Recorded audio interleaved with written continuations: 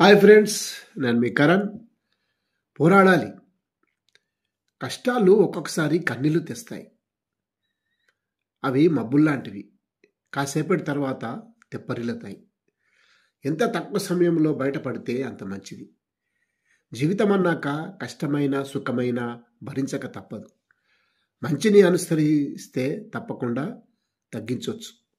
సుఖం కావాలంటే పోరాడాలి.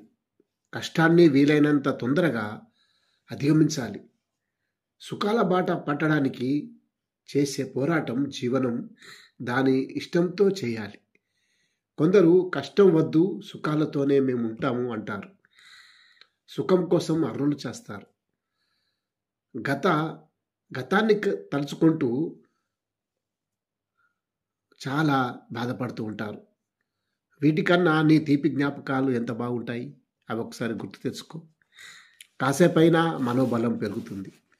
కష్టాల్లో ఉన్నప్పుడే దేవుడు గుర్తుకు వస్తాడు. కష్టం నుంచి నన్ను కాపాడు దేవుడా అని మొక్కుకుంటారు. సుఖాల్లో ఉన్నప్పుడు జ్ఞాపకం చేయరు. దేవుడు ఎవరికి కావాలన్నా వారికి కనబడు, వరాలు ఇవ్వడు. కష్టపడి పనిచేసి వారికే వరాలు ఇస్తాడు.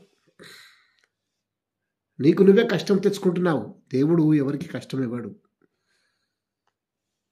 సుఖంగా ఉన్నప్పుడు అందరూ హాయిగా ఉంటారు, ఆనందంతో ఉంటారు. కానీ కష్టం వచ్చేవారికే దేవుణ్ణి స్మరిస్తారు. సుఖాల్లో మనిషి తేలుతున్నప్పుడు తలుచుకుంటే ఆహా ఎంత సుఖం అనుభవిస్తున్నారు అని అంటాం. కష్టాలు ఉన్నప్పుడు ఎవ్వరు దరికి రారు. నీకు నువ్వే పోరాడాలి. వాటిని తట్టుకునే శక్తి నువ్వు దేవుడా అని భగవంతుడిని ప్రార్థించాలి. భగవంతుడు నీకు ఆ శక్తినిస్తాడు. పోరాడే శక్తినిస్తాడు.